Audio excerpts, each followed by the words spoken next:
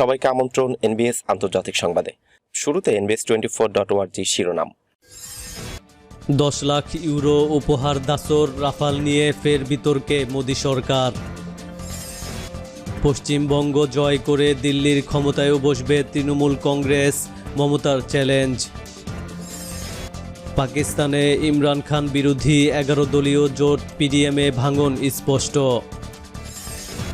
চীনা মন্ত্রীকে বড় ভাই ডেকে বিপদে মালয়েশিয়ার মন্ত্রী। পশ্চিমবঙ্গে তৃতীয় দফার ভোট সুরক্ষায় কড়া নিরাপত্তা। জাপানের সীমানার কাছে চীনের বিমানবাহী রণতরী।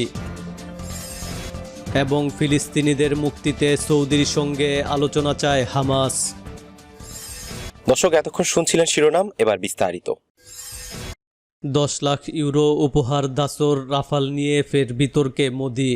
ভারতের সাথে রাফাল চুক্তির পর ক্রেতাকে 10 লাখ ইউরো উপহার দিয়েছিল যুদ্ধবিমান প্রস্তুতকারী ফরাসি সংস্থা দাসো। ভারতের মুদ্রায় প্রায় 9.5 কোটি টাকা। ভারতীয় মধ্যস্থতাকারীকে দেয়া দাসোর এই উপহার নিয়ে আবারও সমালোচিত হচ্ছে মোদি সরকার। ফ্রান্সের এক অনলাইন সংবাদ মাধ্যম জানিয়েছে, কেন এই উপহার তার কোনো সন্তোষজনক জবাব আর্থিক তদন্তকারীদের দিতে পারেনি দাসো। 3 দফায় এই সংক্রান্ত একটি তদন্তমূলক প্রতিবেদন প্রকাশ করেছে ফ্রান্সের ওই সংবাদ মাধ্যম। তারা জানিয়েছে, উপহারের কথা 2018 সালের অক্টোবরেই জেনেছিল ফ্রান্সের দুর্নীতি দমন কর্তৃপক্ষ।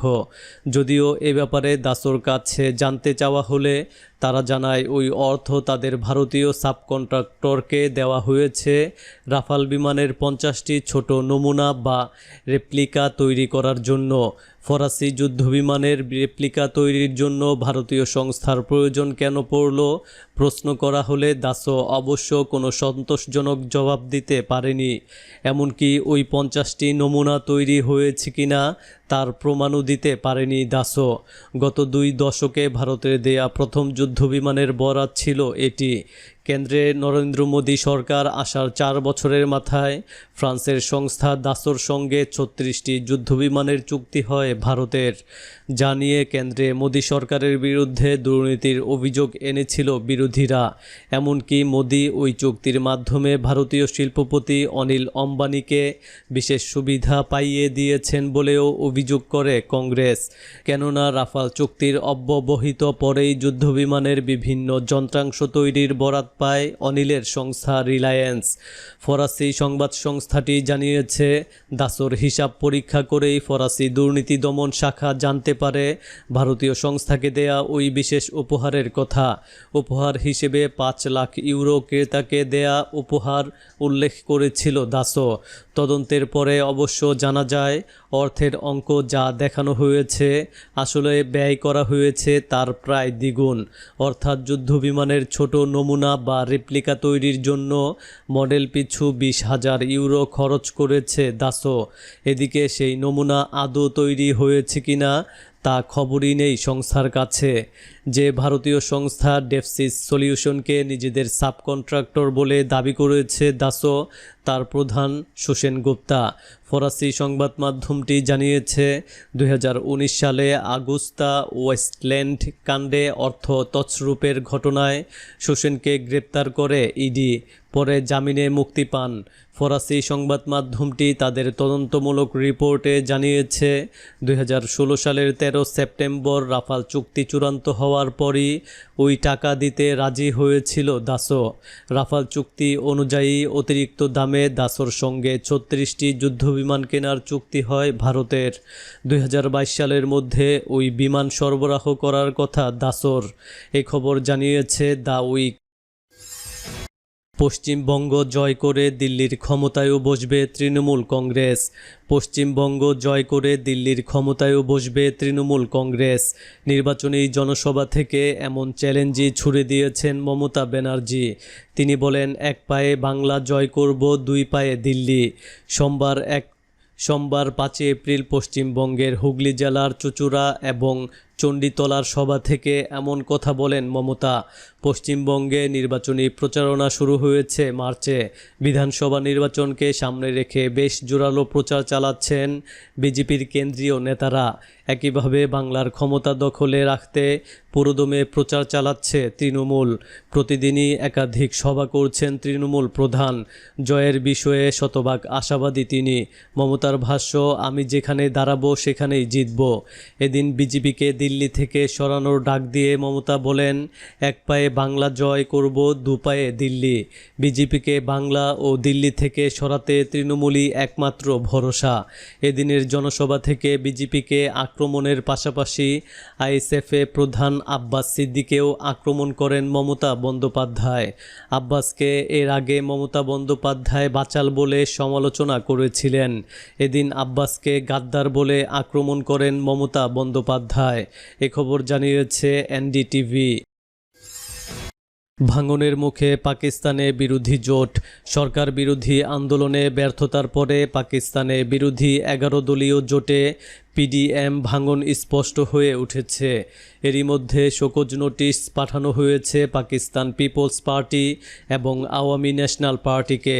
তবে কী কারণে এই শোকজ তা বলা হয়নি। চলতি সপ্তাহের শুরুর দিকে রিপোর্টে বলা হয়েছিল পিডিএমের 2 এপ্রিলের বৈঠকে যোগ দেয়নি পিপিপি এবং এএনপি। এছাড়া এ দুটি দল পিডিএমের সিদ্ধান্তকে লঙ্ঘন করেছে। তারা ক্ষমতাসীন সরকারের সঙ্গে আঁতাত করছে বলে অভিযোগ আনা হয় এবং পিডিএমের বৈঠকে ওই দুটি দলকে শোকজ নোটিশ পাঠানোর সিদ্ধান্ত হয়।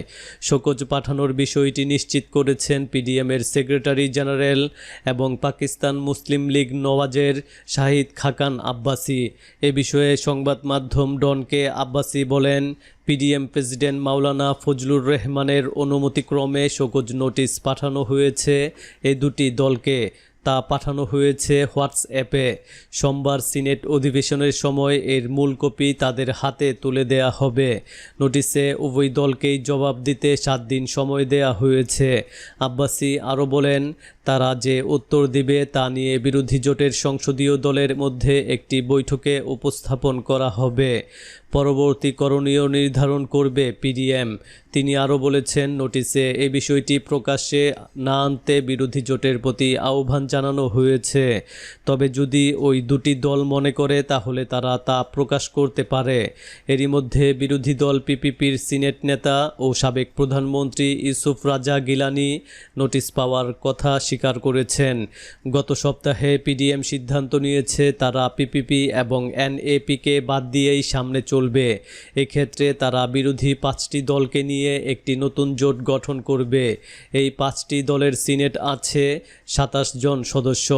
এই দলগুলো হলো PMLN, Jamiate Ulema Islam, JUIF, Pakhtunkhwa Milli Awami party, national party এবং বেলুচিস্তান ন্যাশনাল পার্টি। 2 এপ্রিলের বৈঠকে পিডিএম সভাপতি মাওলানা ফজলুর রহমানের প্রতি আহ্বান জানানো হয় পিপিপি এবং এএনপিকে শোকজ নোটিশ ইস্যু করতে, কারণ দুটি দলই পিডিএমের সিদ্ধান্ত লঙ্ঘন করেছে। অন্যদিকে পাকিস্তানের প্রধানমন্ত্রী ইমরান খানের সরকারকে সিলেক্টেড সরকার বলে অভিহিত করেছেন পিপিপি চেয়ারম্যান বিলাওয়াল ভুট্টো জারদারি। পিপিপির প্রতিষ্ঠাতা ও সাবেক প্রধানমন্ত্রী জুলফিকার আলী ভুট্টোর 42তম মৃত্যুবার্ষিকী উপলক্ষে নাউদেরো হাউজে এক সমাবেশে বক্তব্য রাখেন তিনি। রবিবার তিনি বলেছেন, যদি বিরোধী অন্য দল থেকে তিনি সমর্থন না পান তাহলে তাদেরকে ছাড়া একাই এই সিলেক্টেড সরকারের বিরুদ্ধে যুদ্ধ করতে প্রস্তুত পিপিপি। তার ভাষায়, অন্য দলগুলোর সঙ্গে একত্রিত হয়ে লড়াই করতে করতেই শুধু পিপিপি প্রস্তুত নয়, একই সঙ্গে পিপিপি একাই লড়াই করতে প্রস্তুত।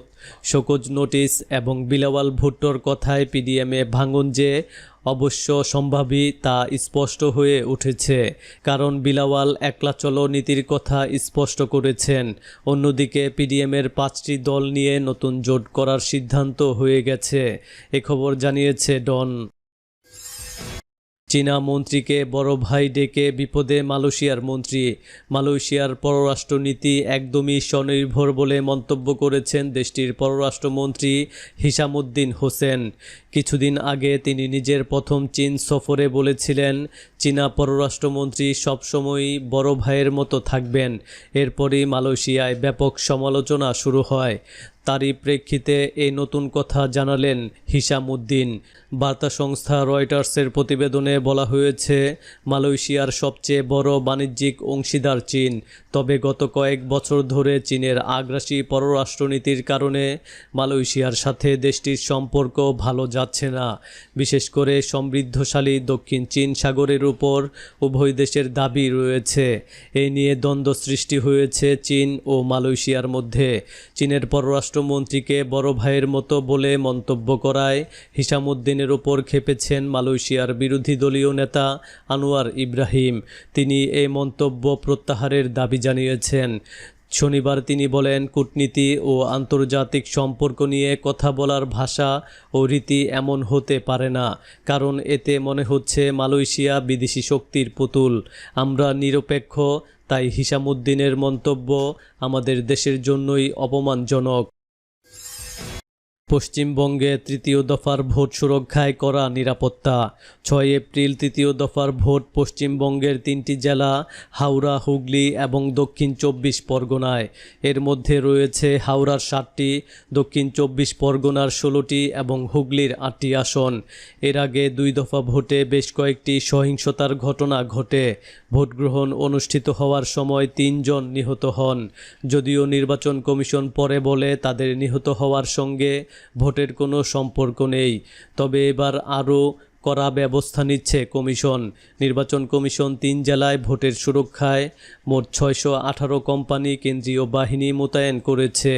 এর মধ্যে দক্ষিণ 24 পরগনায় মোতায়েন থাকবে 307 কোম্পানি কেন্দ্রীয় বাহিনী, হুগলিতে 167 কোম্পানি, হাওড়ায় 144 কোম্পানি, অর্থাৎ মোট 618 কোম্পানি কেন্দ্রীয় বাহিনী মোতায়েন থাকবে তৃতীয় দফায়।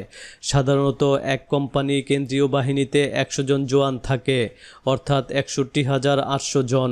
তবে একটি কোম্পানিতে 100 জন জওয়ানের মধ্যে কয়েকজন অন্যান্য নানা কাজে যুক্ত থাকেন। তাই তৃতীয় দফায় সরাসরি ভোটের সঙ্গে 49,000-এর কিছু বেশি জওয়ান মোতায়েন থাকতে পারেন বলে মনে করা হচ্ছে। এর আগে দ্বিতীয় দফার ভোটে মোতায়েন ছিল 651 কোম্পানি কেন্দ্রীয় বাহিনী। জাপানের সীমানার কাছে চীনের বিমানবাহী রণতরী।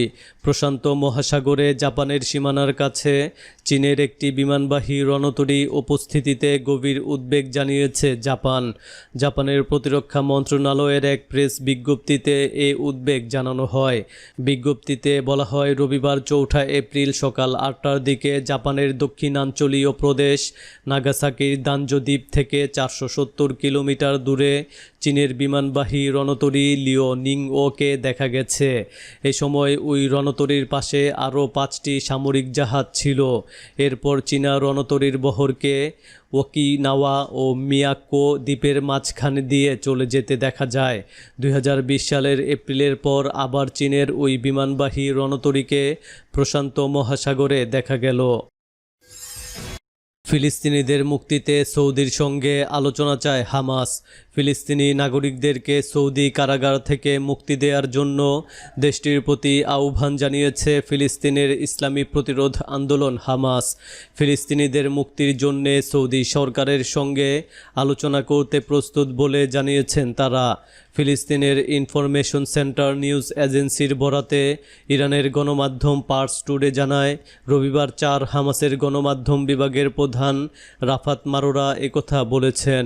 তিনি বলেন, সৌদি সরকারের যে কোনো পর্যায়ের সঙ্গে হামাস আলোচনা করতে প্রস্তুত। সৌদি কারাগারে বহু ফিলিস্তিনি ও জর্দানের নাগরিক আটক রয়েছে।